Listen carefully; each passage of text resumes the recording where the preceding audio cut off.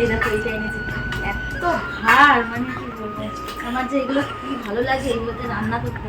আর ইন্ডাকশানও নিয়েছি, তোমাদেরকে দেখাচ্ছি, এই কাছে এনে দেখা, এইটা দেখা আমার কেমন,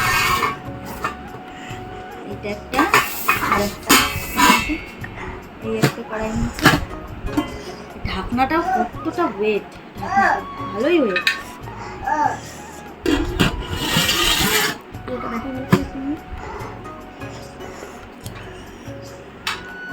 এতে সবার ফার্স্ট চিকেন রান্না করব, আর তোমরা কে কে খাবে চলে এসো। প্রেস্টিজের ইন্ডাকশন, চলো তোমাদেরকে খুলে দেখাই। বাবা চলে গেছে,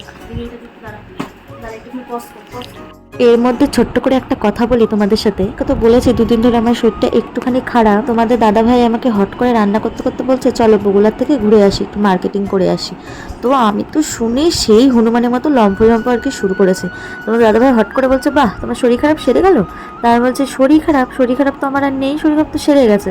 তো এবার বলছে যে কেনাকাটার কথা শুনলে শরীর খারাপ ঠিক হয়ে যায় না। তো মানে কেউ হেসে হেসেই বলছে, আমি বলছি হ্যাঁ, যে কোন মেয়েটা কেনাকাটার কথা শুনলে অসুস্থ ফিল করে বলো তো? সে যদি কোমায়ও চলে যায় সে কিন্তু কেনাকাটার কথা শুনলে সে পুরোপুরি ঠিক হয়ে যায়।